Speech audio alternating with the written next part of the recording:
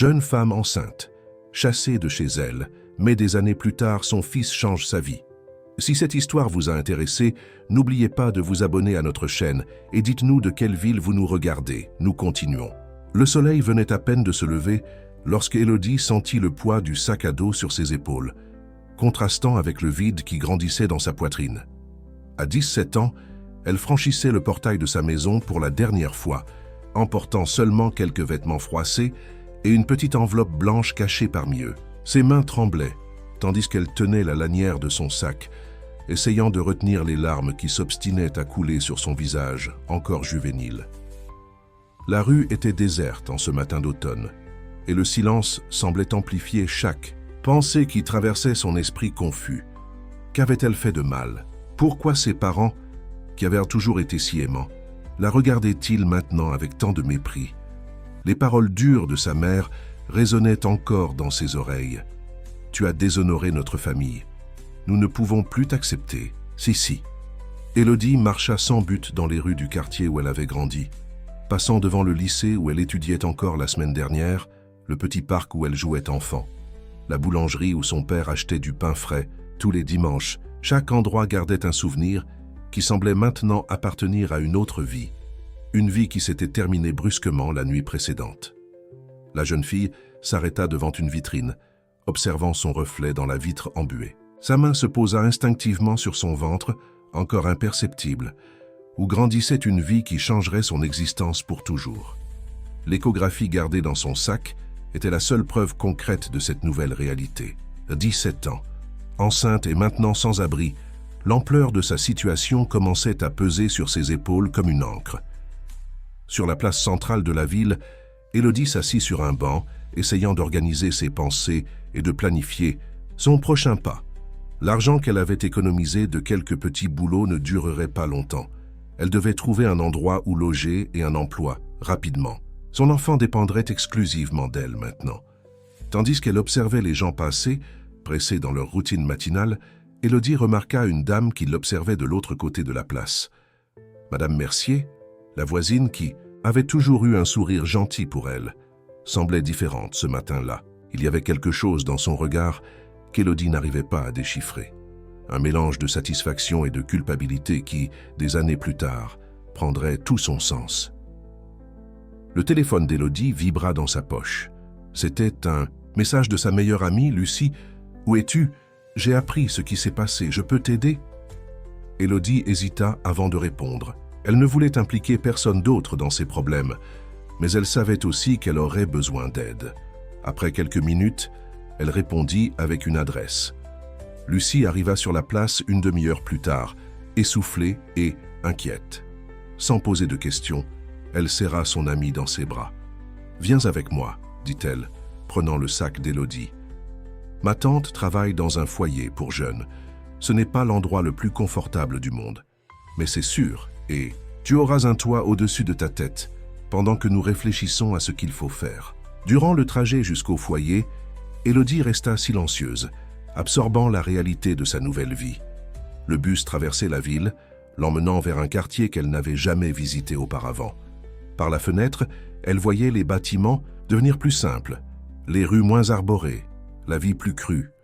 Le foyer se trouvait dans une vieille maison, aux murs écaillés mais propres. À l'accueil, une femme d'âge moyen qui se présenta comme l'assistante sociale Sylvie accueillit Élodie avec un regard compréhensif. Ce n'était pas la première jeune fille enceinte qui arrivait là, et ce ne serait certainement pas la dernière. Ici, tu auras un endroit pour dormir, de la nourriture et un suivi médical, expliqua Sylvie, montrant la chambre qu'Élodie partagerait avec 2 autres jeunes filles. Nous proposons également des formations professionnelles. La seule règle est que tu dois étudier ou travailler. Nous ne pouvons pas te garder ici indéfiniment, mais nous allons t'aider à construire un chemin. Cette première nuit au foyer, allongée sur un lit étroit avec des draps usés mais propres, Élodie pleura silencieusement.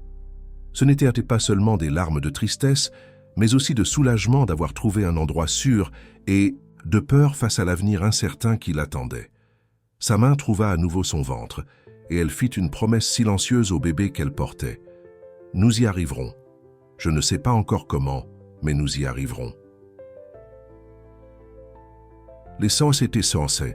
Jour au foyer suivait une routine rigoureuse qui, peu à peu, devint la nouvelle normalité pour Élodie. Se lever tôt, prendre le petit déjeuner avec les autres résidentes, participer aux activités obligatoires et surtout chercher un emploi. Sylvie, l'assistante sociale, avait obtenu une place pour Élodie dans une formation de pâtisserie de base qui avait lieu tous les matins dans un centre communautaire proche. Entre un cours et l'autre, Élodie se surprenait à observer ses compagnes de foyer. Chacune portait sa propre histoire de résilience. Il y avait Marlène, qui avait fui une relation abusive, Julie, abandonnée par sa famille lorsqu'elle avait assumé son orientation sexuelle, et Rita, qui rêvait d'être enseignante, mais avait dû interrompre ses études pour travailler. Toutes, d'une manière ou d'une autre, recommençaient leur vie. C'est durant un de ces matins de cours qu'Élodie rencontra Madame Durand, une dame qui vendait des sandwichs à la porte du centre communautaire. Après quelques conversations pendant les pauses, Madame Durand offrit à Élodie un travail à mi-temps dans sa petite sandwicherie. « Je ne peux pas payer beaucoup, » expliqua la dame, « mais tu peux apprendre en pratique ce que tu étudies en cours. » Le premier salaire d'Élodie fut presque entièrement investi dans un petit carnet, où elle commença à noter ses recettes et ses rêves. Entre une page et l'autre, elle gardait aussi les images de l'échographie, qui révélaient maintenant un garçon. Dans les nuits silencieuses du foyer, elle parlait à son fils encore en formation, lui racontant sa journée et partageant ses projets pour l'avenir. Sylvie remarqua le dévouement d'Élodie et commença à lui donner plus de responsabilités au foyer. « Tu as un don naturel pour l'organisation », dit l'assistante sociale après avoir vu comment Élodie avait réorganisé le garde-manger de la maison. « Et plus important encore, tu as de l'empathie. C'est quelque chose qui ne s'enseigne pas. » Avec le passage des mois, le ventre d'Élodie grandissait en même temps que sa détermination. Elle commença à économiser chaque centime qu'elle pouvait, rêvant du jour où elle pourrait louer un petit espace rien qu'à elle. Les autres résidentes du foyer se relayaient pour donner des vêtements de bébé et partager leurs connaissances sur la maternité. Un après-midi particulièrement difficile, quand le manque de sa maison se fit sentir plus fortement, Élodie trouva un billet anonyme sur son lit. « Ta force nous inspire toutes », disait le message d'une calligraphie délicate. Ces simples mots furent comme un baume pour son cœur blessé. Elle n'était pas seule. Le travail à la sandwicherie de Madame Durand prospérait. Élodie avait suggéré d'inclure quelques desserts au menu et le succès fut immédiat. Ses truffes au chocolat et ses gâteaux en pot devinrent rapidement les produits les plus vendus de l'établissement. Madame Durand, impressionnée par le talent de la jeune fille, augmenta son salaire et commença à lui enseigner les secrets de la gestion d'une petite entreprise. Un matin, en nettoyant les tables de la sandwicherie, Élodie entendit une conversation entre deux clientes qui changerait sa perspective. Elle parlait d'un programme de microcrédit pour les femmes entrepreneurs. Élodie nota toutes les informations et le même après-midi, chercha Sylvie pour lui demander conseil. « C'est une excellente idée », encouragea Sylvie, aidant Élodie à remplir les formulaires nécessaires. « Mais tu dois avoir un plan d'affaires, bien structuré. Que dirais-tu que nous commencions à y travailler ensemble ?» Les nuits qui étaient auparavant consacrées uniquement au repos se divisaient maintenant entre des études de gestion financière et de planification stratégique. Élodie découvrit qu'elle avait une facilité naturelle pour les chiffres, quelque chose qu'elle n'avait jamais remarqué pendant ses années scolaires. Chaque nouvelle connaissance était comme une brique dans la construction de son avenir. Dans sa chambre au foyer, Élodie commença à créer un tableau d'inspiration. Elle y colla des découpages de magazines avec des images de pâtisserie, de femmes entrepreneurs et de bébés souriants. Au centre du tableau, elle écrivit en grosses lettres « Notre histoire ne fait que commencer ». C'était sa façon de se rappeler que, malgré toutes les difficultés, il y avait de l'espoir. Les pleurs du bébé résonnèrent dans la petite infirmerie de l'hôpital public, annonçant l'arrivée de Thomas au monde. Élodie, épuisée mais rayonnante, tint son fils pour la première fois, sentant comme si tout l'univers tenait dans ce petit être de 3,2 kilos. Le moment qu'elle avait tant redouté s'était transformé en la plus pure manifestation d'amour qu'elle ait jamais expérimentée. Madame Durand, devenue une seconde mère pour Élodie, était là, tenant sa main pendant tout le travail. Sylvie apparut aussi peu après, apportant un petit ours en peluche et des nouvelles encourageantes sur l'approbation du microcrédit qu'Élodie avait demandé. Mais à ce moment-là, tout ce qui importait était le petit Thomas, avec ses yeux curieux et ses mains minuscules qui s'agrippaient fermement à son doigt. Les premiers jours en tant que mère furent une montagne russe d'émotions. Le foyer avait préparé un petit espace spécial pour Élodie et Thomas, avec un berceau donné par une association caritative. Les autres résidentes se relayaient pour aider, permettant à Élodie de se reposer entre les tétées et de récupérer de l'accouchement. C'est durant une de ces nuits de veille qu'Élodie commença à planifier son avenir plus clairement. Tout en berçant Thomas, elle griffonnait dans son carnet des idées pour sa propre pâtisserie. Ce ne serait pas seulement une entreprise, mais un espace accueillant, où d'autres femmes dans une situation similaire à la sienne pourraient trouver des opportunités de travail et un nouveau départ.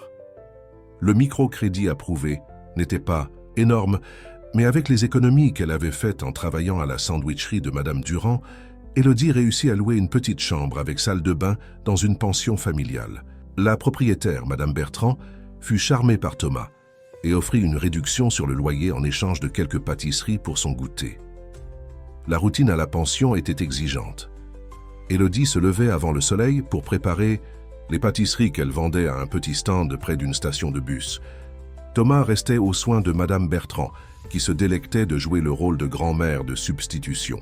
Entre une fournée et l'autre de truffes, Élodie faisait des comptes, planifiait des menus et rêvait de son propre espace. Un matin, en organisant son stand, Élodie rencontra Sophie, une cadre qui passait toujours en courant pour attraper le bus. Ce jour-là, Sophie s'arrêta pour acheter quelques pâtisseries et fut impressionnée par la qualité des produits et par l'histoire d'Élodie. « As-tu déjà pensé à fournir des événements d'entreprise ?» demanda-t-elle, lui remettant sa carte de visite. L'opportunité née de cette rencontre fortuite ouvrit de nouvelles portes. Sophie commença non seulement à commander des pâtisseries pour les réunions de son entreprise, mais recommanda également Élodie à ses amis et collègues. Bientôt, les commandes commencèrent à augmenter et la petite cuisine de la pension n'était plus suffisante pour répondre à la demande. Thomas grandissait fort et en bonne santé, remplissant la vie d'Élodie de ses sourires et premières découvertes. Chaque petite réussite de son fils était célébrée comme une victoire personnelle. Quand il commença à ramper, il transforma la routine de production de pâtisserie en une véritable aventure, exigeant qu'Élodie adapte son espace de travail pour le garder en sécurité et occupé. C'est pendant cette période qu'Élodie reçut sa première grande commande, un mariage pour 300 invités. La demande vint par l'intermédiaire de Sophie, qui avait recommandé son travail à une cliente importante. Le montant du contrat serait suffisant pour verser un acompte sur un petit local commercial qu'Élodie avait repéré près de la station de bus. La nouvelle de la commande spéciale circula rapidement dans la pension. Madame Bertrand offrit sa cuisine pour aider à la production et d'autres locataires se portèrent volontaires pour assister. En échange, Élodie promit d'enseigner ses recettes et techniques. C'était sa façon de rendre le soutien qu'elle recevait et en même temps de commencer à réaliser son rêve d'aider d'autres femmes. Tout en travaillant sur les délicates fleurs en sucre qui décoreraient le gâteau de mariage, Élodie observait Thomas jouer avec des blocs colorés sur le tapis du salon. Son fils allait bientôt avoir 1 an, et elle n'était plus cette adolescente effrayée qui avait quitté la maison avec un sac à dos sur le dos. La douleur du rejet familial était toujours là, gardée quelque part dans son cœur, mais il y avait maintenant quelque chose de plus grand, la certitude qu'elle construisait son propre chemin. L'inauguration de Doux Rêve, la première pâtisserie d'Élodie, eut lieu un samedi matin ensoleillé. Le petit espace, peint dans des tons doux de bleu et de jaune, n'avait que 4 petites tables, un comptoir réfrigéré et une cuisine modeste. Mais pour Élodie, c'était un palais. Thomas, maintenant âgé de presque 2 ans, courait entre les tables avec un petit tablier que Madame Bertrand avait spécialement cousu pour l'occasion. Sophie, la cadre devenue une alliée importante, organisa un petit déjeuner spécial pour présenter l'espace à ses amis entrepreneurs. L'événement était petit, mais stratégiquement important. Entre une truffe et l'autre, Élodie partageait non seulement ses délices, mais aussi son histoire de résilience, gagnant la sympathie et l'intérêt des invités.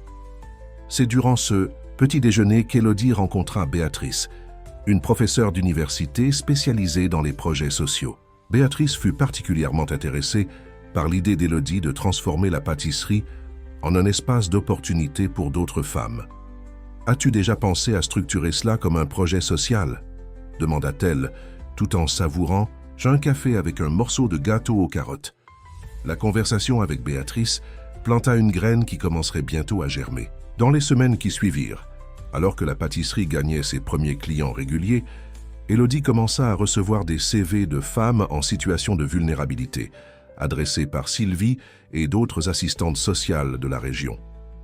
Parmi les candidates se trouvait Juliette, une jeune mère qui fuyait une situation familiale compliquée, rappelant beaucoup l'histoire d'Élodie elle-même. Sans hésiter, Élodie l'embaucha comme assistante en cuisine. « Ici, tu apprendras plus que des recettes », dit Élodie, lui remettant un tablier propre. « Tu apprendras qu'il est toujours possible de recommencer. » Le petit Thomas, qui grandissait vif et observateur, transforma la pâtisserie en son terrain de jeu personnel. Ses dessins colorés décoraient les murs et il avait l'habitude adorable d'accueillir les clients avec des sourires et des câlins spontanés. Sa présence constante donnait au lieu une atmosphère accueillante de foyer que les clients adoraient. Un après-midi, alors qu'elle aidait Thomas avec ses dessins, Élodie reçut une visite inattendue. C'était son ancienne professeure de français du lycée, Madame Lambert, qui avait reconnu son nom dans un reportage local sur les petits entrepreneurs. Les retrouvailles furent émouvantes, remplies de larmes contenues et de mots non dits.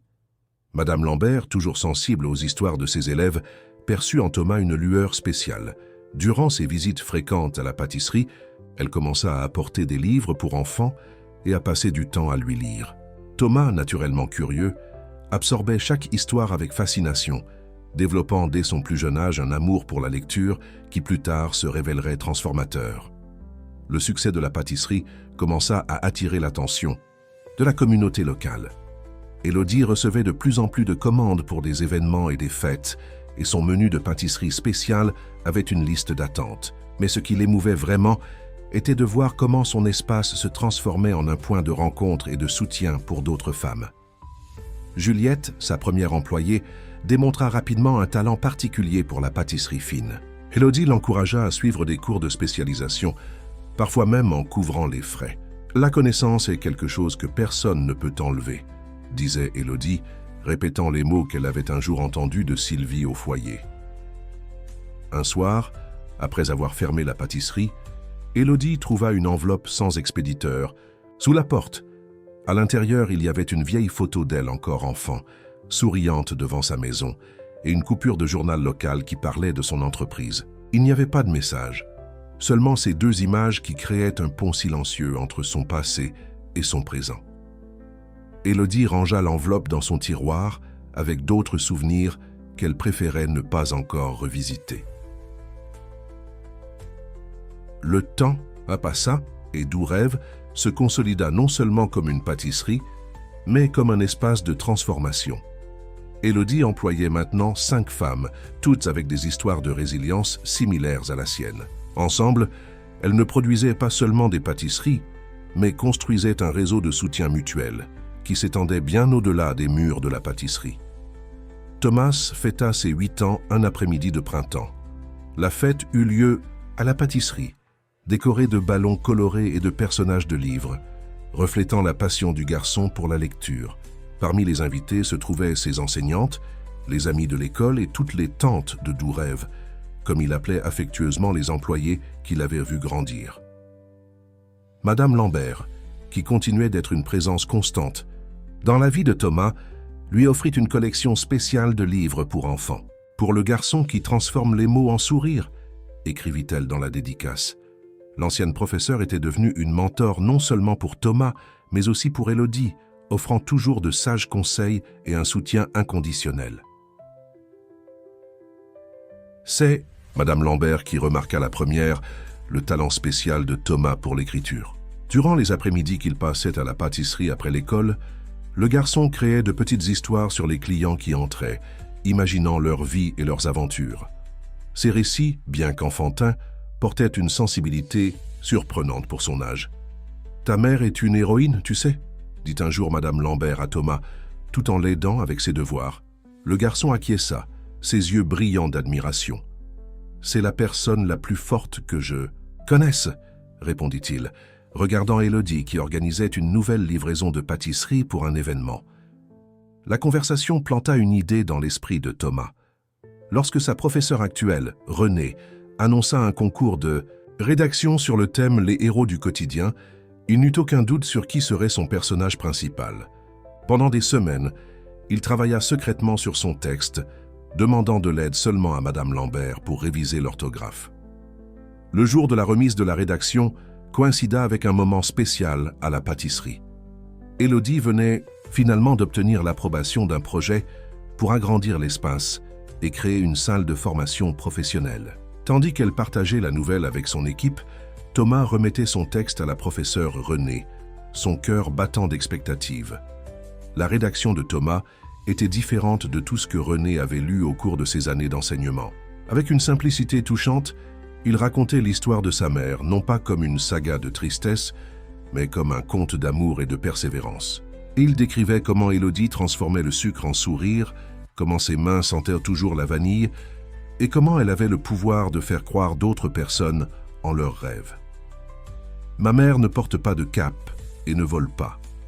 Dans les airs, écrivit Thomas, mais elle a des super pouvoirs. Elle transforme les larmes en truffes, les peurs en gâteaux colorés et les tristesses en doux rêves. Elle m'a appris qu'être un héros, ce n'est pas ne jamais tomber, mais toujours se relever et aider les autres à se relever aussi. » Renée ne put contenir ses larmes en lisant le texte. Immédiatement, elle le partagea avec d'autres professeurs et avec la direction de l'école. La rédaction non seulement remporta la première place au concours scolaire, mais fut sélectionnée pour participer à une compétition régionale de jeunes écrivains. Élodie apprit l'existence du texte seulement quand elle fut convoquée à l'école pour une réunion avec la coordination. En lisant les mots de son fils, ses mains tremblèrent et son cœur sembla grandir dans sa poitrine. Chaque ligne était une étreinte, chaque paragraphe une déclaration d'amour qu'elle n'avait jamais espéré recevoir. « Votre fils a un don spécial, » dit Renée, remettant à Élodie une copie de la rédaction. « Il n'écrit pas seulement bien, il voit la beauté là où d'autres ne verraient que des difficultés. » La professeure expliqua ensuite le concours régional et comment l'histoire de Thomas avait le potentiel d'inspirer d'autres personnes. Ce soir-là, après avoir fermé la pâtisserie, Élodie s'assit avec Thomas dans leur petit salon. Le garçon, anxieux, attendait sa réaction. « Tu n'es pas fâché que j'ai raconté notre histoire ?» demanda-t-il, sa petite voix révélant une préoccupation sincère. Élodie attira son fils dans une étreinte serrée, laissant ses larmes mouiller les cheveux bruns du garçon. « Comment pourrais-je être fâchée devant tant d'amour ?» répondit-elle, sa voix étranglée par l'émotion. « Tu n'as pas seulement raconté notre histoire, mon fils. Tu as montré qu'elle est bien plus belle que je ne l'imaginais. » La rédaction de Thomas ne remporta pas seulement le concours régional. Elle devint virale sur les réseaux sociaux. Une professeure de l'école, émue par l'histoire, partagea le texte sur son profil personnel et en quelques jours, des milliers de personnes s'étaient déjà connectées avec le récit du petit écrivain sur sa mère héroïne. Doux Rêve commença à recevoir des visiteurs de différentes parties de la ville, des personnes qui voulaient connaître personnellement la femme qui avait inspiré des mots si touchants. Élodie, initialement timide face à toute cette attention, réalisa que son histoire touchait des cœurs et inspirait d'autres personnes à ne pas abandonner leurs rêves. Parmi les visiteurs se trouvait Marine Torres, directrice marketing d'une grande chaîne de supermarchés. Elle arriva par un après-midi animé, observa l'environnement pendant quelques minutes et demanda à parler avec Élodie.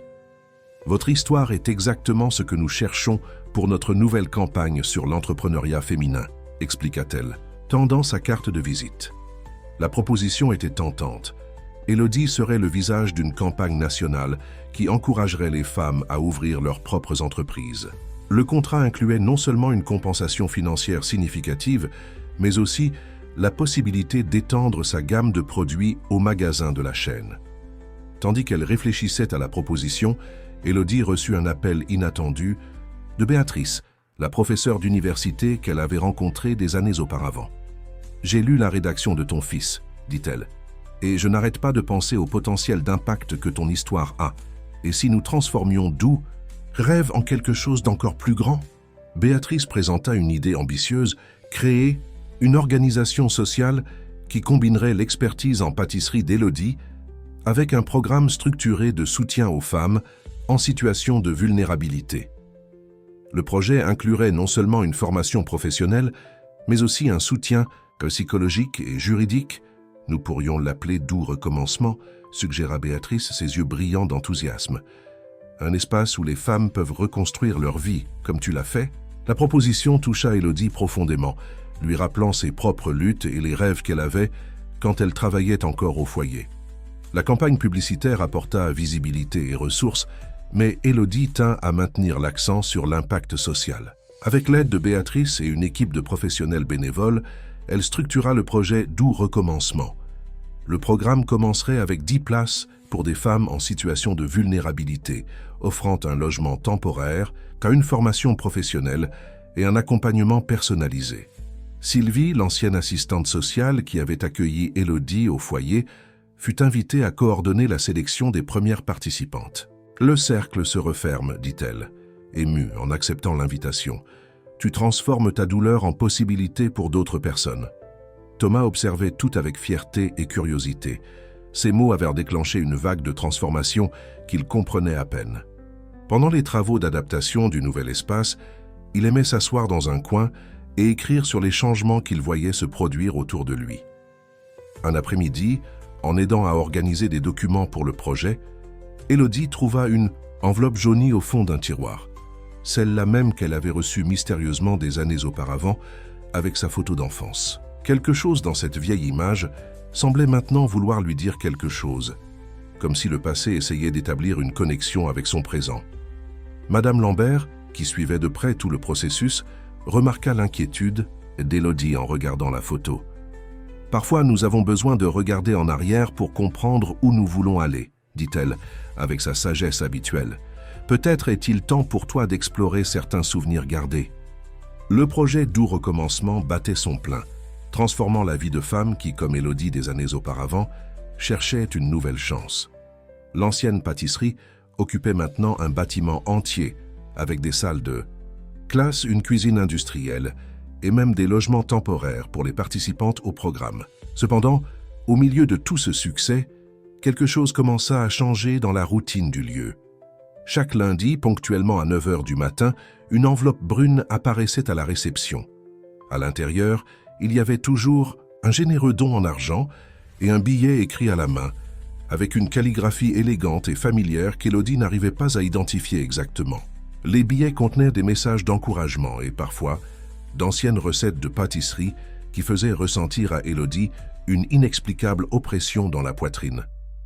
Béatrice, qui coordonnait maintenant la partie administrative du projet, insistait pour enquêter sur l'origine des dons pour des questions de transparence. Mais il y avait quelque chose dans ces enveloppes qui faisait qu'Élodie demandait d'attendre. C'était comme si, intuitivement, elle savait que ces messages portaient plus que de simples mots de soutien. Un de ces matins, l'enveloppe apporta quelque chose de différent. Une recette de gâteau de maïs à la goyave qui fit qu'Élodie s'assit brusquement sur la chaise la plus proche, ses mains tremblantes. C'était la recette de sa grand-mère, un secret de famille que seule sa mère connaissait. Le billet disait simplement « Pour que d'autres mères et filles puissent partager des moments doux comme celui-ci », aurait dû l'être. Madame Lambert, qui était présente à ce moment-là, remarqua le trouble d'Élodie. Avec sa sensibilité caractéristique, elle la conduisit dans son bureau et lui servit un verre d'eau. « Certaines blessures doivent être rouvertes pour cicatriser correctement, » dit-elle, tenant la main de son ancien élève. C'est lors de cette conversation que Madame Lambert révéla quelque chose qu'elle gardait depuis des années. Elle avait été professeure non seulement d'Élodie, mais aussi de sa mère, Thérèse, des décennies auparavant. « Ta mère était comme toi, raconta-t-elle, déterminée, créative, avec un cœur immense.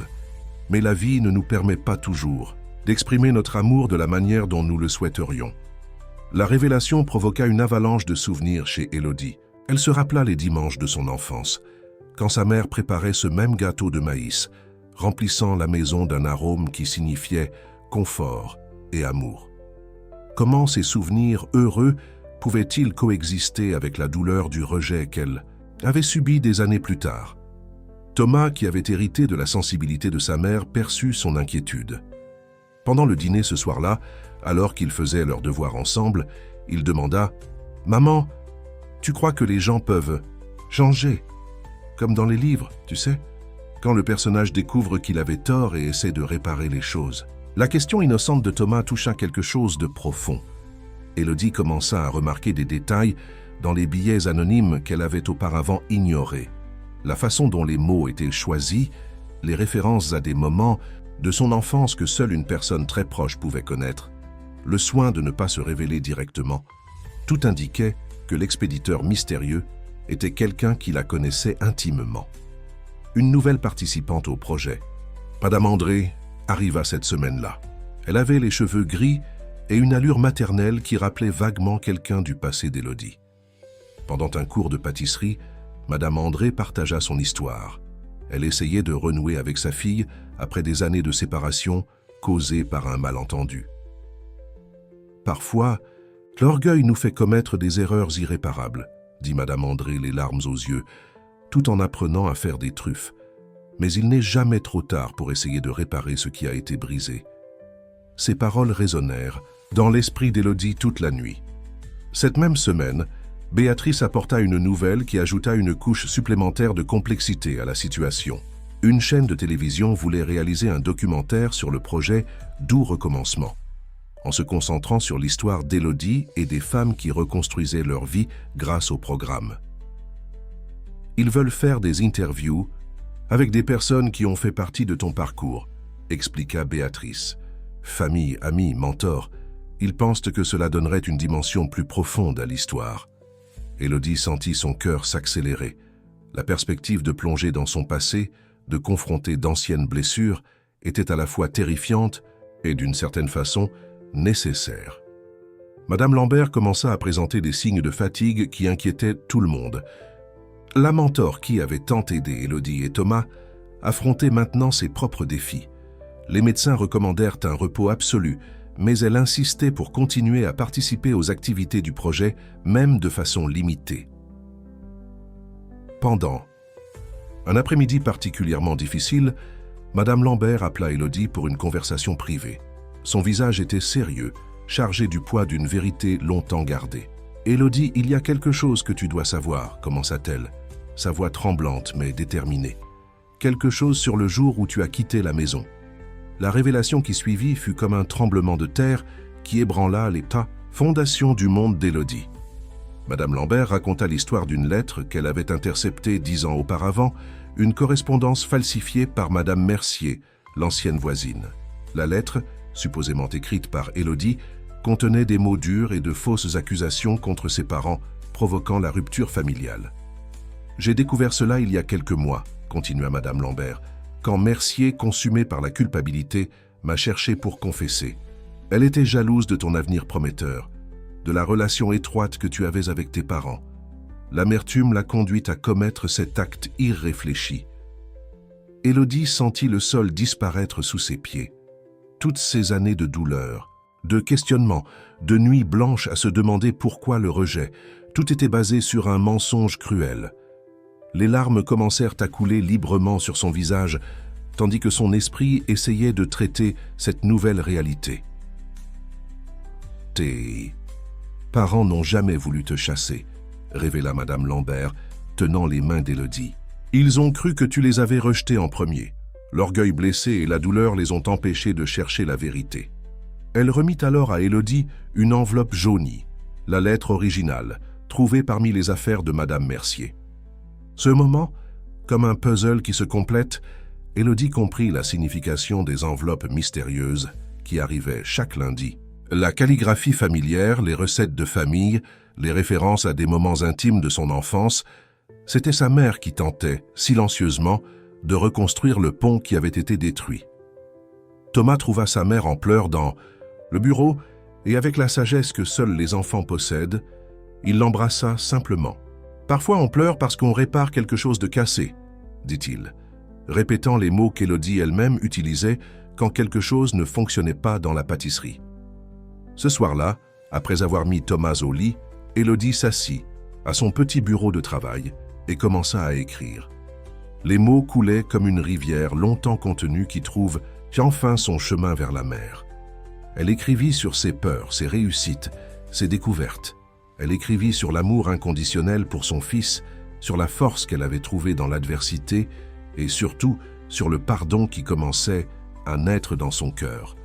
Béatrice, en apprenant la situation, suggéra d'inclure cette révélation dans le documentaire qu'il planifiait. « Ton histoire n'est pas seulement sur la résilience, dit-elle. C'est sur comment les malentendus peuvent créer des abîmes entre des personnes qui s'aiment et comment il n'est jamais trop tard pour construire de nouveaux ponts. » Le programme Doux Recommencement acquit une nouvelle dimension avec cette découverte. En plus du soutien professionnel et psychologique, il commença à inclure une composante de réconciliation familiale, créant des espaces sûrs pour que d'autres familles puissent renouer et guérir d'anciennes blessures. Élodie garda la lettre originale dans une boîte spéciale, avec la rédaction de Thomas et les photos de son enfance. Cet ensemble de souvenirs, douloureux et précieux, serait un rappel constant que les histoires les plus importantes de nos vies ne sont pas toujours ce qu'elles paraissent à première vue. L'état de santé de Madame Lambert s'aggrava dans les semaines suivantes. L'hôpital devint sa nouvelle résidence temporaire, mais même l'environnement aseptisé ne parvint pas à diminuer son esprit. Elle transforma sa chambre en une sorte de quartier général, d'où elle continuait à orienter Élodie sur la façon de procéder avec les révélations récentes. « Tu n'as pas besoin de te précipiter », conseillait Madame Lambert, sa voix plus faible, mais toujours chargée de sagesse. La réconciliation est comme une recette délicate. Il faut le bon moment pour chaque ingrédient. Élodie passait des heures au chevet de sa mentor, partageant ses doutes et ses craintes sur la façon d'aborder ses parents après tant de temps. C'est lors d'une de ces visites qu'Élodie reçut un appel de Béatrice. L'équipe du documentaire avait découvert quelque chose d'intrigant. Ces 2 dernières années, une dame fréquentait régulièrement la pâtisserie, s'asseyant toujours dans le même coin, commandant un café et observant discrètement les activités du lieu. Les caméras de sécurité montraient qu'elle avait une ressemblance frappante avec Élodie. « Ta mère ne t'a jamais quitté », expliqua Béatrice, montrant les images à Élodie. Elle ne savait simplement pas comment s'approcher. Les enregistrements révélaient Thérèse, la mère d'Élodie, à différents moments, assistant de loin aux cours de pâtisserie, souriant discrètement en voyant Thomas jouer entre les tables, essuyant des larmes en observant sa fille travailler. Thomas, qui était présent lorsque les images furent révélées, reconnut immédiatement la dame. « C'est la dame du livre !» s'exclama-t-il, courant vers son sac à dos. De là, il sortit un livre d'histoire qu'il avait mystérieusement reçu lors de son dernier anniversaire. Dans la dédicace, une calligraphie élégante, la même que celle des enveloppes mystérieuses, souhaitait « à mon cher petit-fils qui a le don de transformer les mots en étreinte ». Cette découverte provoqua une tempête d'émotions chez Élodie. Sa mère avait été si proche pendant tout ce temps, vivant sa vie à travers une distance auto-imposée, tentant de se racheter par de petits gestes anonymes. La peur du rejet, apparemment, était un héritage partagé entre mère et fille. Madame Lambert, en apprenant les découvertes, insista pour raconter une autre partie de l'histoire. Avec difficulté, elle révéla que Thérèse la contactait régulièrement pour avoir des nouvelles d'Élodie et Thomas. Elle n'a jamais manqué une présentation scolaire de lui, raconta Madame Lambert. Elle restait toujours au fond de l'auditorium, partant avant que quelqu'un puisse la remarquer. Tati, projet Doux Recommencement, s'apprêtait à inaugurer une nouvelle promotion lorsqu'Élodie prit une décision importante. Pendant la cérémonie d'ouverture, elle inclut une nouvelle modalité dans le programme, un espace dédié à la médiation familiale où des professionnels spécialisés aideraient d'autres familles à renouer des liens rompus par des malentendus. Parfois, le plus grand obstacle à la réconciliation n'est pas le manque d'amour, expliqua Élodie lors de l'inauguration, mais l'excès de peur.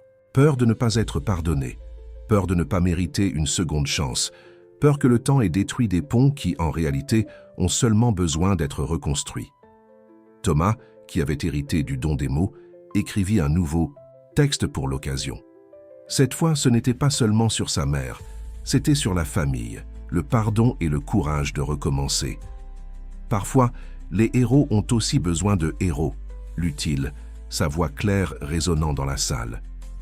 Et parfois, ils sont plus proches que nous ne l'imaginons, attendant juste un signe pour montrer leur amour.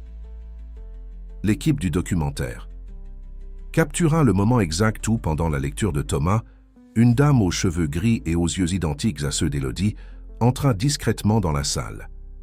Thérèse, comme toujours, choisit une place au fond, mais cette fois quelque chose était différent. Elle ne prévoyait pas de partir avant la fin. Élodie, depuis l'estrade, vit sa mère pour la première fois en 10 ans. Leurs regards se croisèrent à travers la distance, portant le poids d'une décennie d'absence et le potentiel d'un futur de réconciliation. À ce moment, sans mots, mère et fille commencèrent à construire un nouveau pont sur l'abîme du silence. La cérémonie d'inauguration de la nouvelle promotion de Doux Recommencement se termina par un cocktail où les pâtisseries préparées par les élèves du projet étaient servies aux invités. Élodie restait occupée, conversant avec des sponsors et des partenaires, mais ses yeux cherchaient constamment la silhouette de sa mère parmi les présents. Thérèse demeurait dans son coin silencieuse, observant tout avec des yeux embués. Ce fut Thomas qui, une fois de plus, agit comme catalyseur du changement. Sans savoir exactement qui était la dame solitaire, mais la reconnaissant des photos qu'il avait vues, il s'approcha d'elle avec une assiette de truffes. « Vous voulez goûter ? Ma mère dit toujours que les sucreries ont le pouvoir de faire sourire les gens, » offrit-il avec son innocence caractéristique. Thérèse accepta la truffe d'une main tremblante, reconnaissant dans le sourire de son petit-fils le même éclat qu'Élodie avait enfant. « C'est délicieux, » dit-elle, la voix étranglée. « Ta mère a toujours eu un don spécial pour rendre les gens heureux. » La conversation entre grand-mère et petit-fils s'écoula naturellement, comme si une décennie de distance n'avait jamais existé. Thomas raconta ses livres préférés, comment il aidait à la pâtisserie et la rédaction qu'il avait écrite. Thérèse écoutait chaque mot avec une attention absolue, comme si elle essayait de récupérer chaque moment perdu à travers les histoires de son petit-fils. Élodie observait la scène de loin, son cœur battant la chamade. Béatrice s'approcha doucement.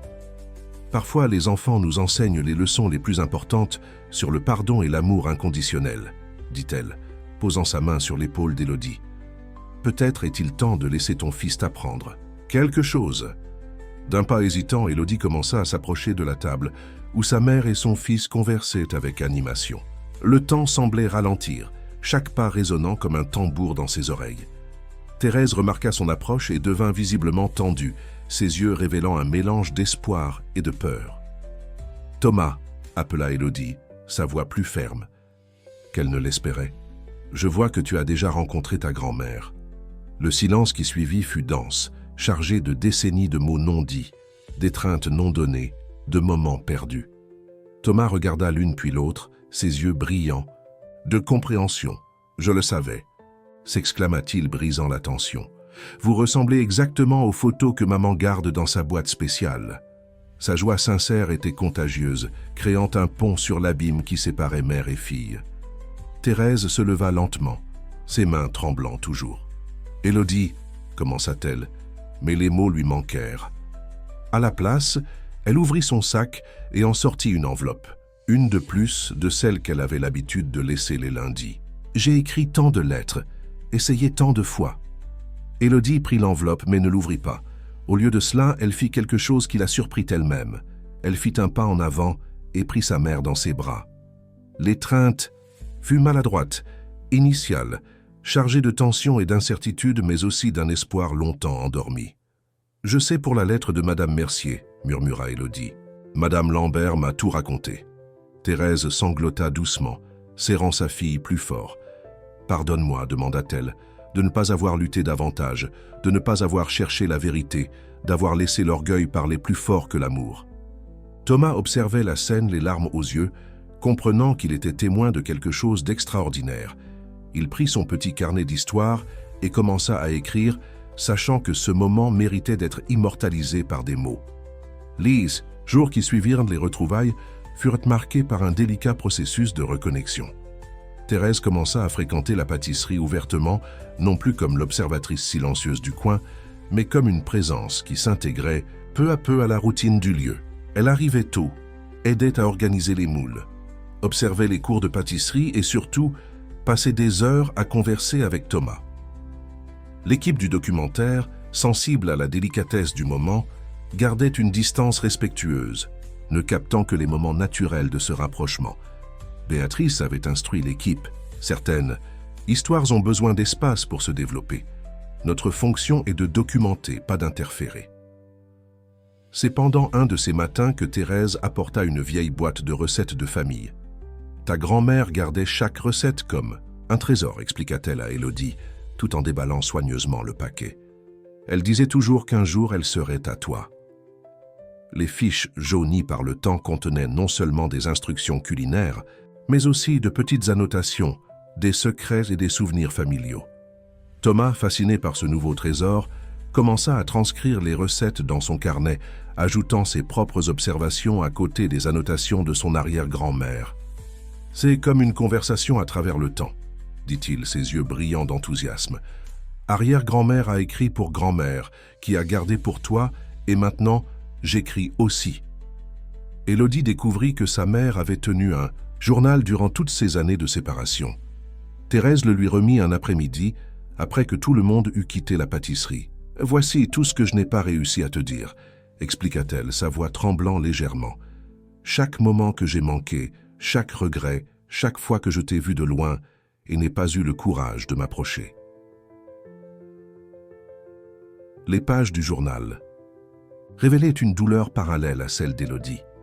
Thérèse écrivait sur les nuits blanches, inquiète pour le bien-être de sa fille, sur comment elle observait secrètement la croissance de Thomas, sur la culpabilité qui la consumait, pour n'avoir pas questionné davantage, pour n'avoir pas cherché la vérité derrière la supposée lettre de rejet. Madame Lambert, même depuis l'hôpital, continuait d'être un pont important dans ce processus de réconciliation. Elle recevait des visites fréquentes d'Élodie et Thérèse maintenant ensemble, et leur conversation aidait à combler les lacunes d'une décennie de silence. « Le temps perdu ne revient pas, disait-elle, mais nous pouvons faire du temps présent quelque chose de précieux. » Le projet « Doux recommencement » prit une nouvelle dimension avec l'histoire d'Élodie et Thérèse. D'autres familles, inspirées par leur parcours de réconciliation, commencèrent à chercher le programme en quête d'aide pour renouer des liens rompus. Béatrice organisa un groupe spécial de soutien où les gens pouvaient partager leurs expériences et trouver des chemins vers le pardon. Un après-midi, en organisant d'anciennes photographies de famille que Thérèse avait apportées, Thomas trouva une image qui captiva son attention. Sa mère, à peu près de son âge actuel, souriant aux côtés de ses grands-parents devant une ancienne pâtisserie. « C'était la pâtisserie de tes arrière-grands-parents », expliqua Thérèse. « C'est là que j'ai tout appris sur les pâtisseries et où ta mère passait des heures à me regarder travailler. » La découverte de cette connexion générationnelle avec la pâtisserie donna un nouveau sens au travail d'Élodie. Ce n'était pas seulement une entreprise ou un projet social, c'était la continuation d'une tradition familiale, un héritage qui avait survécu même à travers les années de séparation. Le documentaire commençait à prendre forme, révélant non seulement l'histoire de résilience d'Élodie, mais aussi le complexe réseau de relations, de pertes et de reconnexion qui formait le véritable cœur de Doux recommencement. L'équipe de tournage captura un moment particulièrement touchant. Thérèse enseignant à Thomas l'ancienne recette de gâteau de maïs à la goyave, tandis qu'Élodie observait, émue, la transmission de ce savoir à travers les générations. Matin particulièrement chargé à la pâtisserie, Thomas eut un épisode qui effraya tout le monde. Pendant un cours de pâtisserie qu'il observait avec sa grand-mère, il se sentit soudainement étourdi et dut être soutenu par Thérèse. La frayeur mobilisa immédiatement Élodie, qui laissa tout pour emmener son fils aux urgences les plus proches. À l'hôpital, après les premiers examens, le médecin demanda un historique familial détaillé. « Nous avons besoin de connaître les conditions préexistantes des deux côtés de la famille », expliqua-t-il, regardant significativement Élodie. C'est à ce moment qu'elle réalisa qu'il y avait une partie importante de son histoire et de l'histoire de Thomas qui était encore incomplète. Thérèse, qui n'avait pas quitté son petit-fils une seconde, remarqua l'hésitation d'Élodie. « Je peux aider avec le côté de la famille », dit-elle, prenant son téléphone. « Et je pense qu'il est temps que tu cherches aussi quelques réponses. » D'une main tremblante, elle remit à sa fille une petite carte avec un numéro de téléphone. « Faïssa, ton père a suivi ton parcours autant que moi. Il doit savoir pour Thomas. » La nouvelle du malaise de Thomas arriva rapidement à Doux recommencement. Béatrice prit la direction de la pâtisserie, tandis que l'équipe du documentaire, respectueusement, gardait ses distances. Madame Lambert, même de son lit d'hôpital, insista pour être tenue informée de l'état du garçon. Après une batterie d'examens, les médecins rassurèrent à la famille. Thomas allait bien, mais aurait besoin de soins spécifiques. « C'est une condition héréditaire traitable », expliqua le médecin. « Mais nous avons besoin de l'historique familial complet pour établir le meilleur protocole de traitement. » Ce soir-là, après que Thomas se fut endormi dans la chambre d'hôpital, Élodie rassembla finalement le courage de faire l'appel. Ses mains tremblaient, tandis qu'elle composait le numéro que sa mère lui avait donné. De l'autre côté de « la ligne », une voix familière, bien que vieillie par le temps, répondit après 3 sonneries. « Papa ». Le mot sortit comme un murmure de ses lèvres. Le silence qui suivit sembla durer une éternité, brisé seulement par le bruit doux de la respiration de l'autre côté de la ligne. « Et Élodie », la voix de son père répondit enfin, chargée d'émotion. « J'ai tellement attendu cet appel. » La conversation qui suivit fut difficile, entrecoupée de moments de silence et de larmes contenues. Robert, son père, révéla qu'il n'avait jamais cessé de suivre sa vie, même à distance. Il connaissait le succès de la pâtisserie, du projet social, et avait tous les articles de journaux qui mentionnaient ses réussites. « J'étais là », confessa-t-il, le jour de l'inauguration de Doux Recommencement. Je suis resté au fond, à côté de ta mère. Nous n'avons pas eu le courage de nous approcher ensemble. Alors elle a décidé de faire le premier pas. Cette révélation frappa Élodie comme une vague, lui faisant réaliser combien de personnes avaient orbité silencieusement autour de sa vie, portant leurs propres peurs et regrets. Lorsqu'Élodie mentionna l'état de Thomas et la nécessité de l'historique familial, Robert n'hésita pas. « Je serai là à la première heure demain matin », promit-il. « Ton grand-père avait une condition similaire, et j'ai tous les dossiers gardés. » Avant de raccrocher, il ajouta à voix basse « Élodie, pardonne-moi de ne pas avoir lutté davantage, d'avoir permis qu'un malentendu détruise notre famille. » Le matin arriva avec une légère brume couvrant la ville. Élodie était déjà réveillée depuis des heures, observant Thomas dormir dans la chambre d'hôpital tout en attendant l'arrivée de son père. Thérèse, qui avait passé la nuit dans un fauteuil proche, se préparait émotionnellement pour le moment à venir, la première rencontre du couple en une décennie.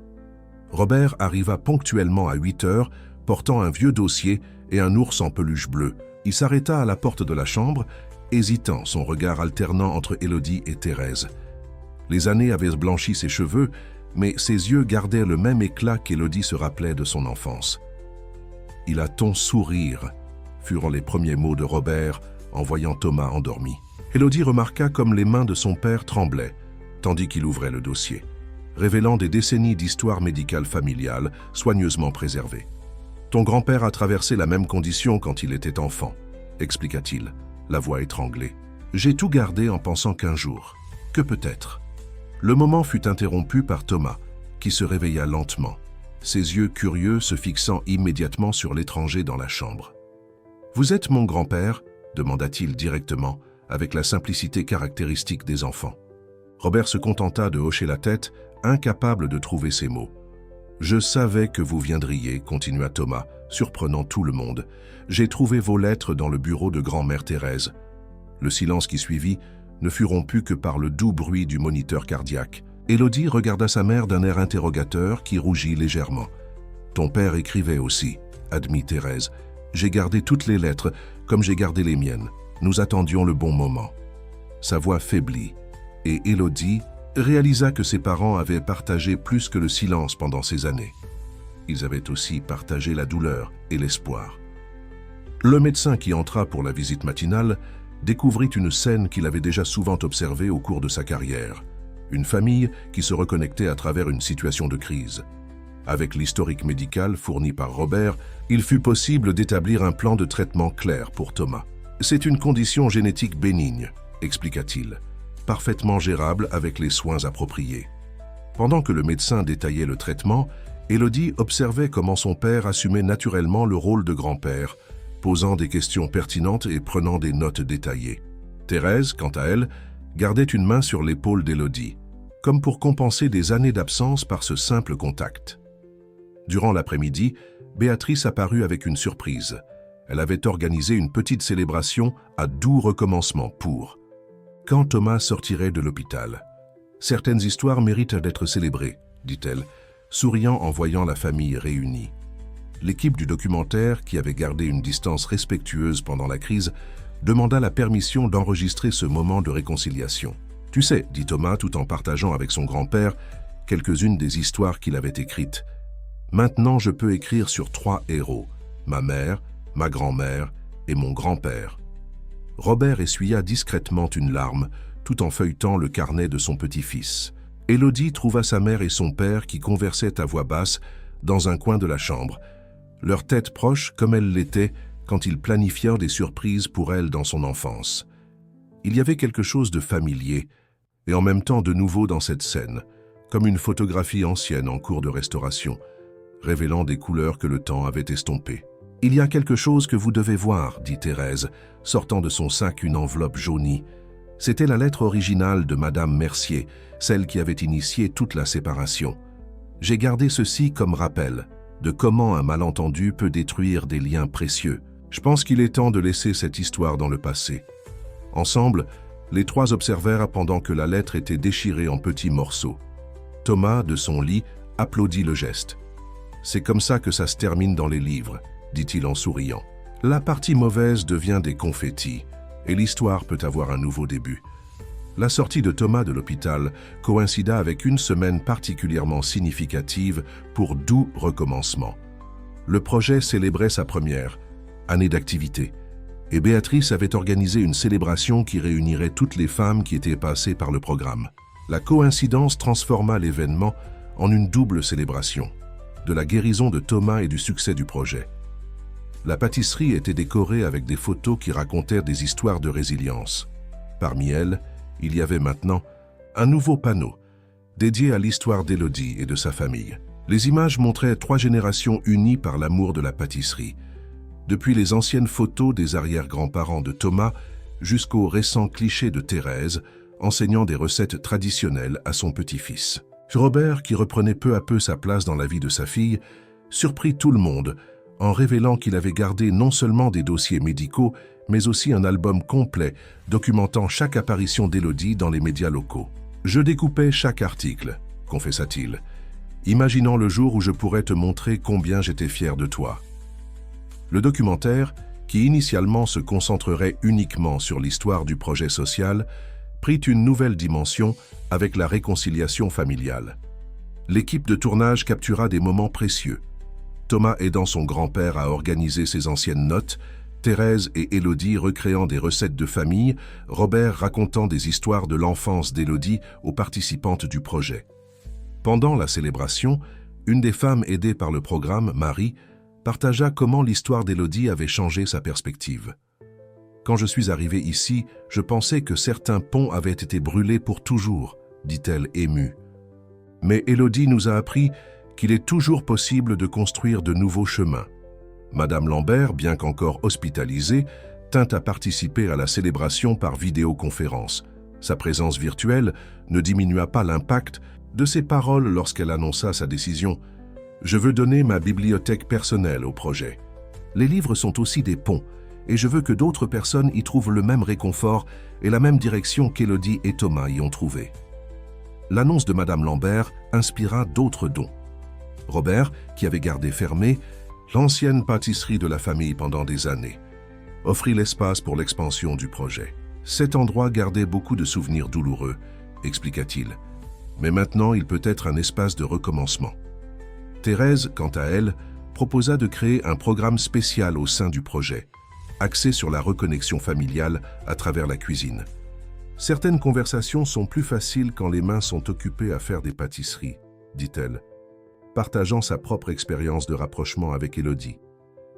Thomas, rétabli et plein d'énergie, profita de l'occasion pour présenter son nouveau projet, un livre d'histoires inspiré par les femmes de doux recommencement. « Chaque recette a une histoire, » expliqua-t-il, « et chaque histoire mérite d'être racontée. » Son petit carnet était rempli de récits sur la résilience, l'amour et les recommencements. L'événement se termina par une cérémonie spéciale, l'inauguration d'une bibliothèque communautaire au sein de la pâtisserie, initiée avec les livres de Madame Lambert. Élodie, émue, observait comment son petit rêve d'une pâtisserie s'était transformé en quelque chose de bien plus grand, un espace où des histoires étaient réécrites, des liens reconstruits et de nouveaux chapitres commencés. Le documentaire sur Doux recommencement fut présenté en avant-première dans un festival de cinéma indépendant, conquérant non seulement le public, mais aussi l'attention d'éducateurs et de décideurs politiques. L'histoire d'Élodie et des femmes du projet toucha une corde sensible dans la société, soulevant d'importantes discussions sur le soutien familial, l'entrepreneuriat social et la réconciliation. Une jeune cinéaste qui participait au projet, Anne-Lise, fut responsable de donner au documentaire sa touche la plus humaine. Ayant elle-même vécu des expériences de rupture familiale, elle réussit à capturer des moments d'intimité que d'autres auraient pu manquer. Le tremblement des mains de Thérèse en enseignant une ancienne recette, l'éclat dans les yeux de Robert en entendant Thomas l'appeler « papy » pour la première fois, le sourire silencieux d'Élodie en voyant sa famille réunie. Le film commençait par la lecture de la rédaction originale de Thomas, celle qui avait initié toute la transformation. Mais maintenant, ces mots prenaient une nouvelle profondeur lorsqu'ils étaient entrecoupés d'images réelles des personnes qui faisaient partie de cette histoire. La voix enfantine narrait non seulement le parcours de sa mère, mais aussi celui de toutes les femmes qui avaient trouvé dans le projet une chance de recommencer. Béatrice organisa une projection spéciale du documentaire dans la pâtisserie même, transformant l'espace en un petit cinéma improvisé. Les murs qui normalement affichaient des photos de gâteaux et de pâtisseries montrèrent maintenant des moments capturés pendant les tournages, cours de pâtisserie, réunions de soutien, étreintes de réconciliation. Pendant la projection, Élodie observa les réactions des gens. Elle vit des larmes dans les yeux de femmes qui se reconnaissaient dans les histoires racontées, des sourires de compréhension entre parents et enfants qui voyaient à l'écran des reflets de leur propre parcours de réconciliation. Le documentaire était devenu un miroir où beaucoup pouvaient voir leurs propres histoires reflétées. Thomas, qui avait grandi avec le projet, comprenait maintenant mieux l'impact de ces mots initiaux.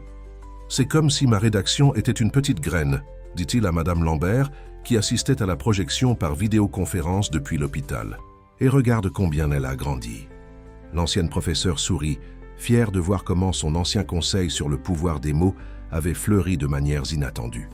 Une séquence particulièrement touchante du documentaire montrait la transformation de l'ancienne pâtisserie des parents d'Élodie en nouvel espace du projet. Les caméras captèrent le moment où Robert ouvrit les portes du lieu pour la première fois depuis des années, la poussière dansant dans la lumière qui entrait par les fenêtres, révélant un espace qui gardait autant de souvenirs que de possibilités. Thérèse, qui avait aidé à la restauration de l'espace, trouva dans un vieux tiroir un cahier de recettes de sa belle-mère.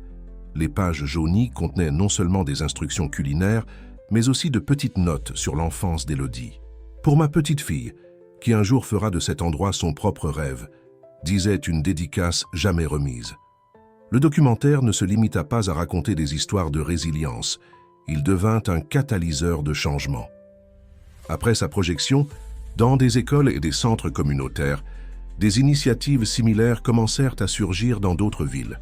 Le modèle de Doux recommencement inspirait d'autres projets qui combinaient formation professionnelle, soutien émotionnel et réconciliation familiale. Un moment particulièrement significatif du film montrait Élodie lisant pour la première fois toutes les lettres que ses parents avaient écrites pendant les années de séparation. La caméra captura son expression tandis qu'elle découvrait que même dans les moments de plus grande distance, l'amour n'avait jamais vraiment cessé.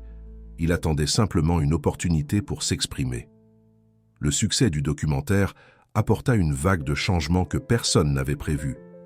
Des politiciens et des législateurs commencèrent à contacter Élodie et Béatrice, intéressés à comprendre comment le modèle de Doux recommencement pourrait être répliqué à plus grande échelle.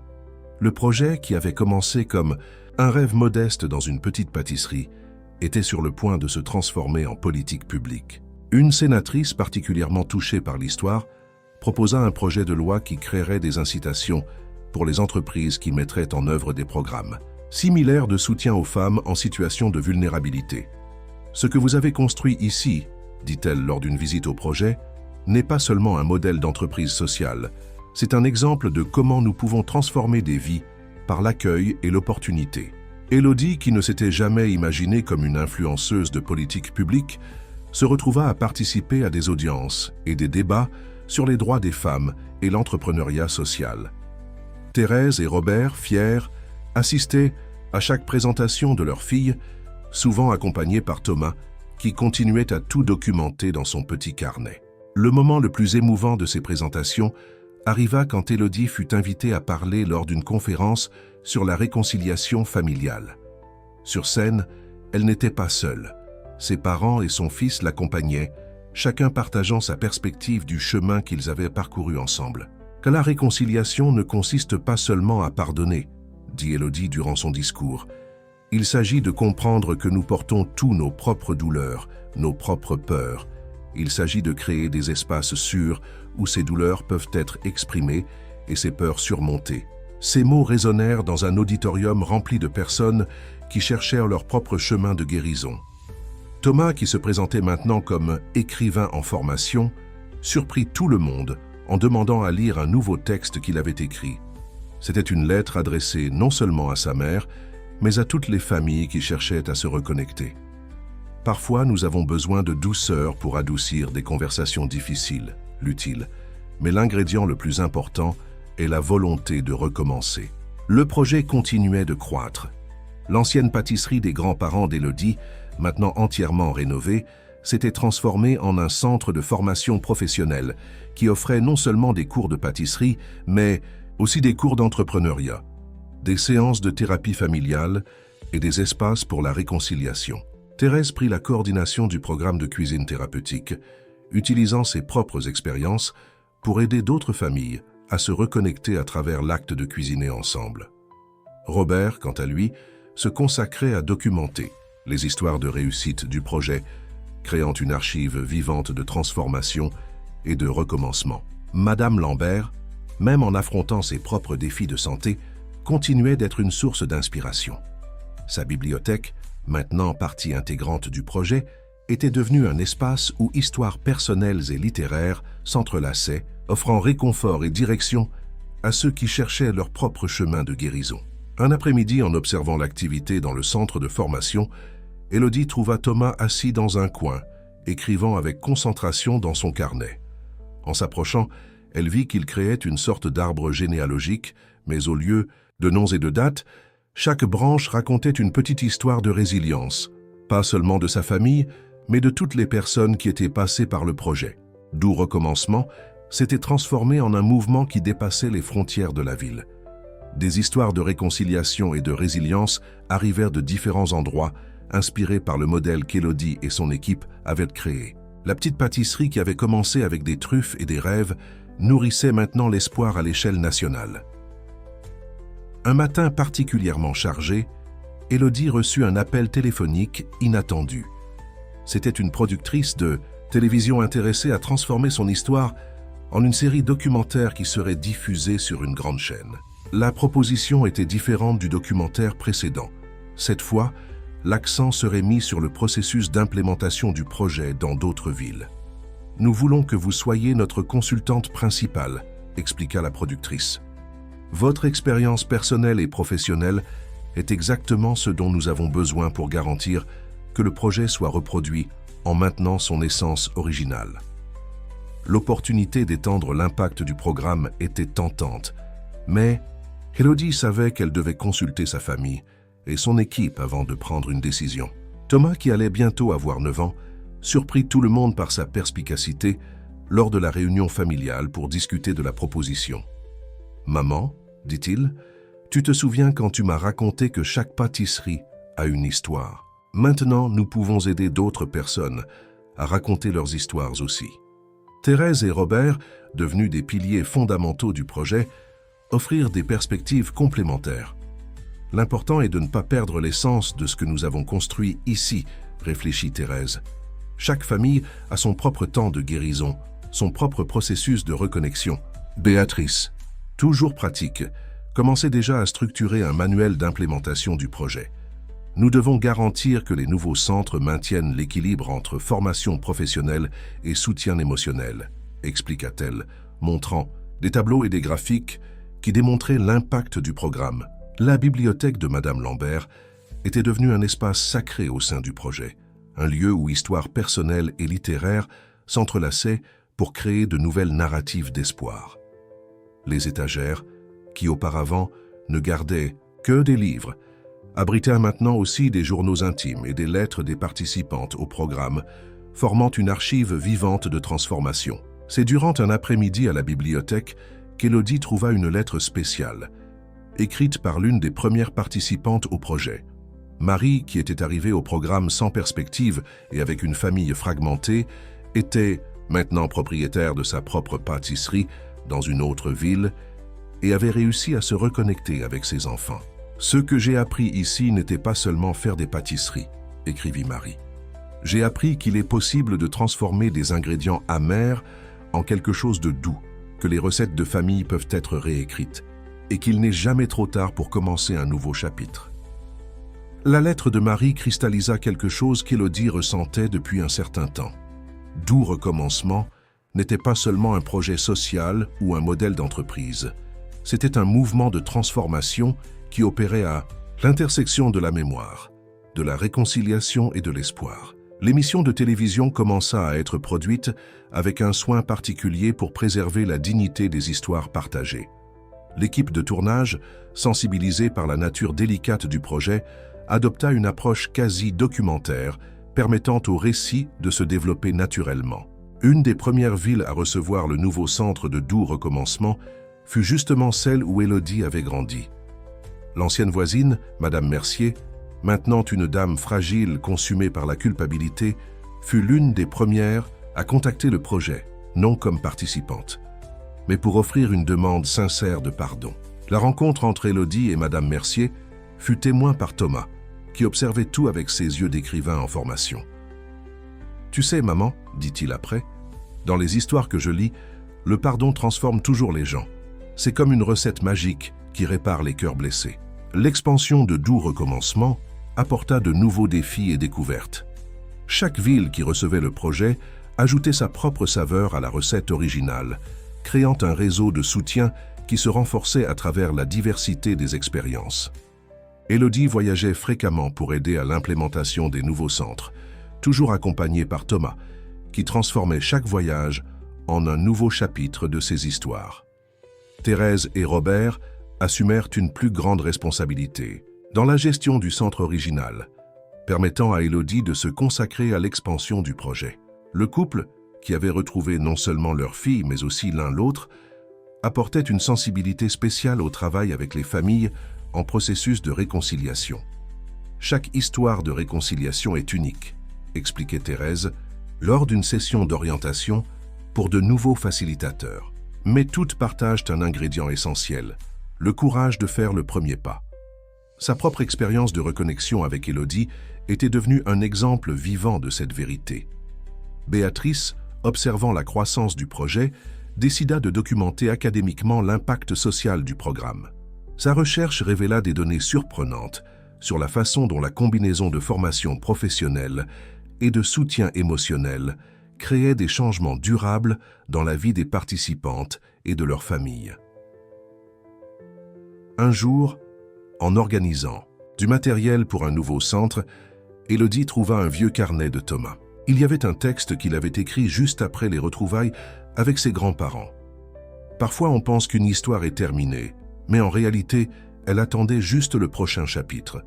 Comme les livres qui ont une suite, les familles aussi peuvent avoir de nouveaux débuts. La sagesse simple de ces mots d'enfant était devenue l'un des principes fondamentaux du projet.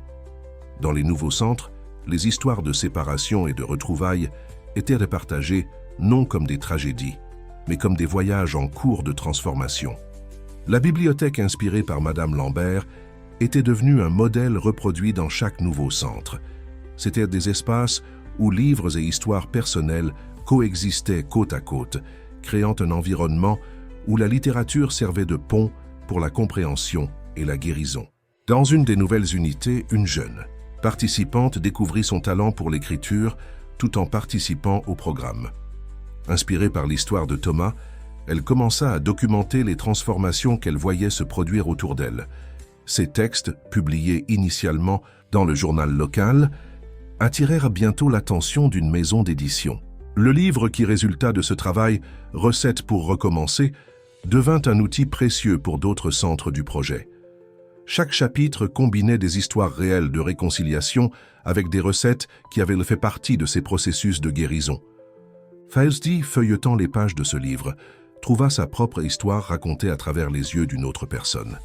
C'était comme regarder dans un miroir qui reflétait non seulement son passé, mais aussi l'avenir qu'elle avait aidé à construire pour tant d'autres familles.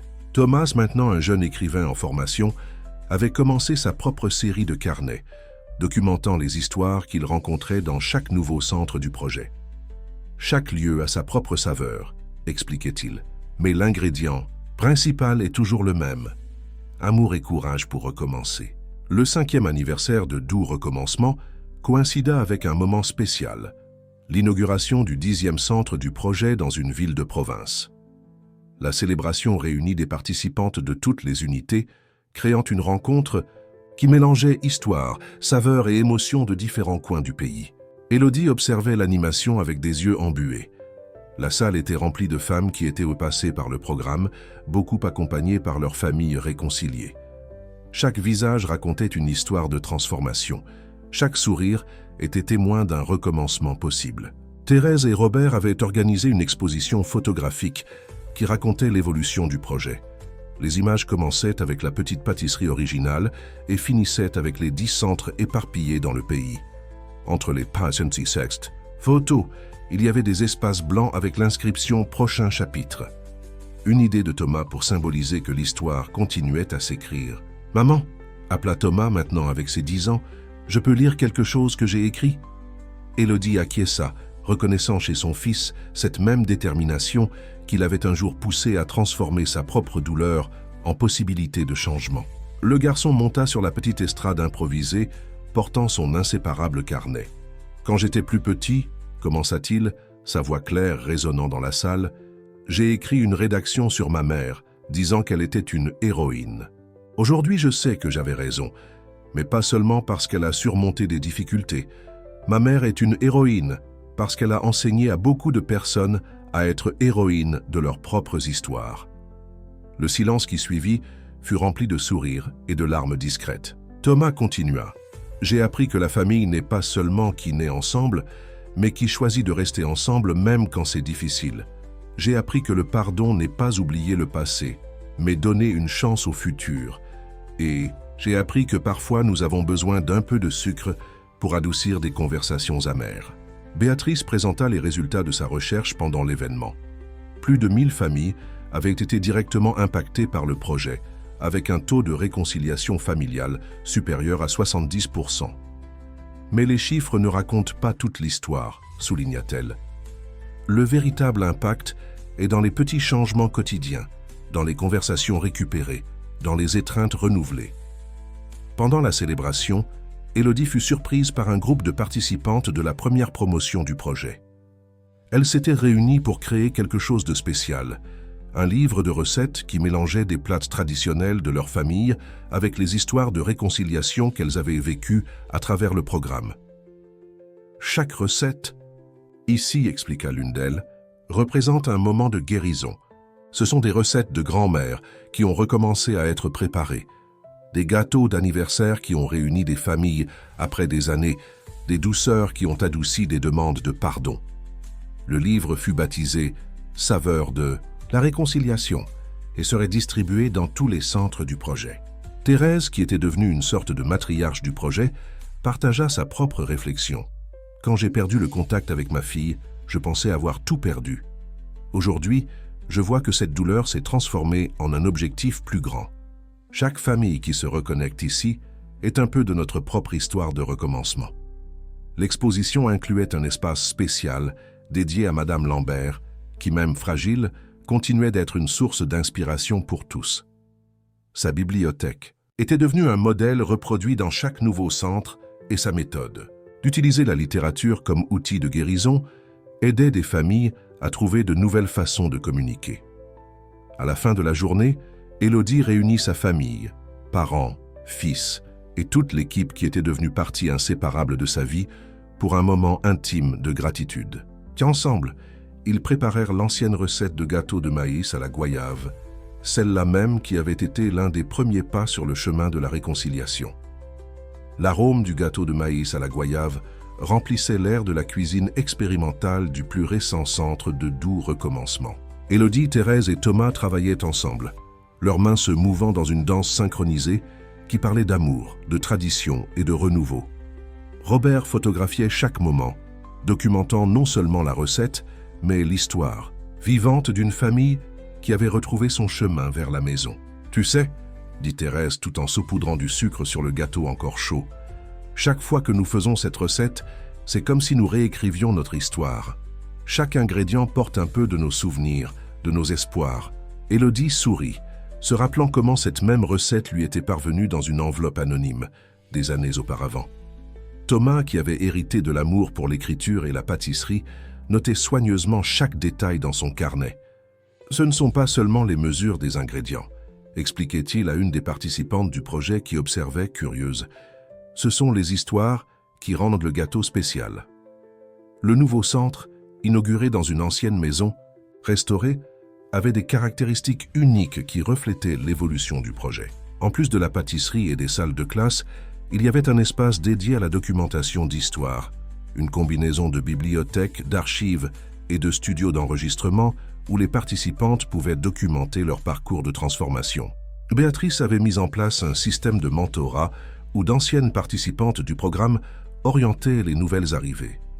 Le cycle de guérison se complète quand celles qui ont été aidées deviennent aidantes, expliquait-elle lors d'une réunion d'évaluation.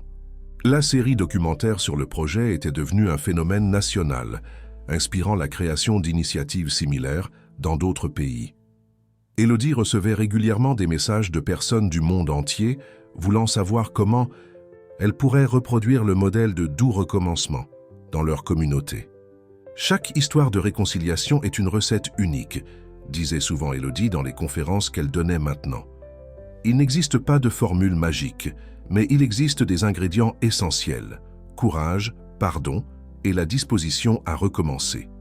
Le carnet de Thomas, qui avait commencé avec une simple rédaction scolaire, s'était transformé en une série de livres pour enfants qui aidaient d'autres enfants à comprendre et à gérer des situations de séparation familiale. Histoire de recommencement, comme fut appelée la collection, était présente dans toutes les bibliothèques des centres du projet. Thérèse et Robert, regardant leur fille qu'ils avaient presque perdue et leur petit-fils qui les avait aidés à se reconnecter, comprenaient maintenant que certaines histoires doivent être brisées pour être réécrites de façon plus belle. Leur famille n'était plus seulement un noyau fermé, mais faisait partie d'un réseau plus vaste d'amour et de transformation. Cet après-midi-là, tout en partageant le gâteau encore chaud avec les participantes du projet, Élodie réalisa que son histoire était devenue bien plus grande qu'elle-même. Doux recommencement n'était pas simplement un projet social, c'était un mouvement d'espoir qui continuerait à croître et à transformer des vies bien au-delà de son temps. Thomas, observant sa mère converser avec une jeune participante, griffonna dans son carnet. Parfois nous pensons qu'une histoire est arrivée à sa fin, mais en réalité elle commence juste un nouveau chapitre. Comme l'odeur du gâteau sortant du four, l'espoir a le pouvoir de remplir tous les espaces vides avec la promesse de quelque chose de bon à venir. Dans les années qui suivirent, le réseau Doux Recommencement continua de s'étendre, touchant des milliers de vies à travers le pays et au-delà. Le modèle fut adapté pour répondre aux besoins spécifiques de différentes communautés. Mais le cœur du projet resta le même: créer des espaces où la guérison personnelle et la réconciliation familiale pouvaient se nourrir mutuellement. Élodie, qui avait commencé son voyage comme une adolescente effrayée avec une mochila sur le dos, était maintenant reconnue comme une pionnière dans le domaine de l'entrepreneuriat social axé sur le bien-être émotionnel. Les universités l'invitaient à donner des conférences. Les organisations internationales sollicitaient ses conseils et les gouvernements s'inspiraient de son modèle pour développer des politiques publiques. Mais malgré toute cette reconnaissance, les moments les plus précieux pour Élodie restaient ceux passés dans la cuisine avec sa famille. Le simple acte de pétrir une pâte ou de mélanger des ingrédients avec sa mère et son fils continuait d'être une forme de méditation, un rappel tangible que même les parcours les plus amers peuvent aboutir à quelque chose de doux. Thomas, devenu un adolescent thoughtful et talentueux, avait transformé sa passion pour l'écriture en une véritable vocation.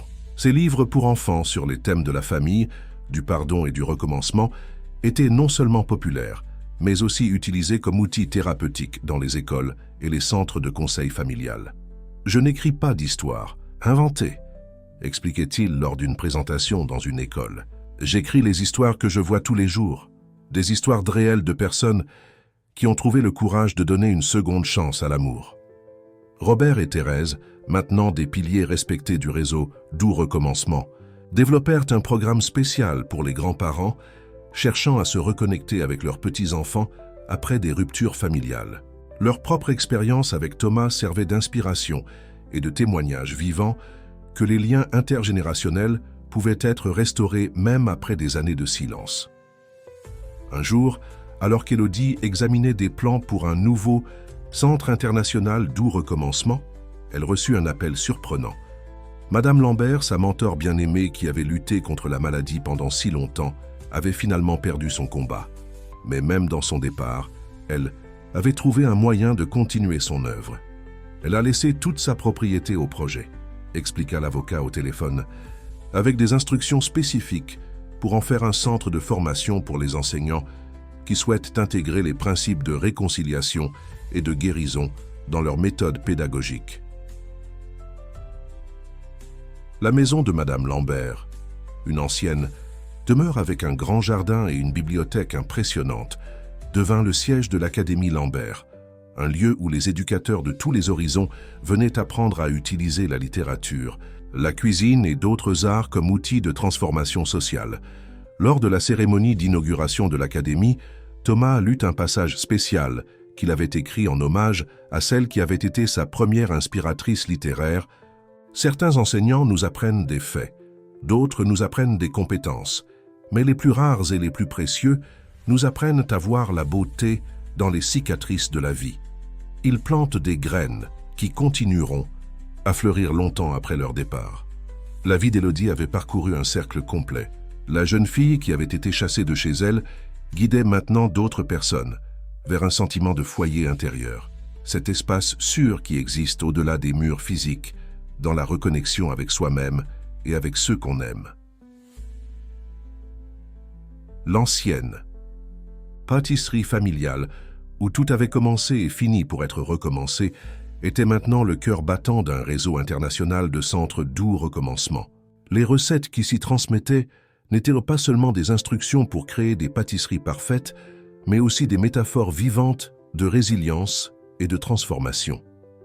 Un soir, alors que les lumières de la pâtisserie s'éteignaient après une journée particulièrement chargée, Élodie, Thérèse, Robert et Thomas s'attardèrent autour d'une table, savourant les dernières miettes d'un gâteau de maïs à la goyave encore tiède. Dans cette tranquillité partagée, dans ce silence confortable qui n'existe qu'entre personnes qui se sont perdues et retrouvées, résidait toute l'essence de leur histoire. « Vous savez ce que j'ai appris de tout cela ?» dit doucement Thomas, brisant le silence. « C'est que la plus grande forme d'amour n'est pas celle qui ne connaît jamais de rupture, mais celle qui a le courage de reconstruire après l'orage. » Élodie regarda son fils avec une fierté profonde, reconnaissant dans ses paroles l'écho de toutes les leçons que la vie leur avait enseignées. Elle prit la main de sa mère d'un côté et celle de son père de l'autre, formant un cercle physique qui symbolisait leur histoire de séparation et de retour. « À tous nos recommencements, dit-elle, levant sa tasse de thé dans un toast silencieux, et à tous ceux qui sont encore à venir. » Dans la douce lumière du soir qui filtrait à travers les fenêtres de la pâtisserie, les ombres semblaient danser sur les murs, comme pour rappeler que même l'obscurité peut être belle quand elle est entourée de lumière. Et c'était peut-être là la véritable essence de Doux Recommencement, non pas l'absence de douleur ou de défi, mais la transformation de ces expériences en quelque chose qui nourrit l'âme. Tout, comme un simple gâteau, peut devenir un pont entre les cœurs blessés. Thomas nota cette pensée dans son carnet, sachant qu'elle deviendrait le germe d'une nouvelle histoire à raconter, car certaines histoires, comme les meilleures recettes, sont destinées à être partagées, adaptées et transmises, non pas comme des exemples de perfection, mais comme des témoignages de possibilités. Et tandis que la nuit enveloppait la ville, la famille réunie dans la pâtisserie silencieuse représentait un phare d'espoir pour tous ceux qui cherchaient encore leur chemin vers la maison.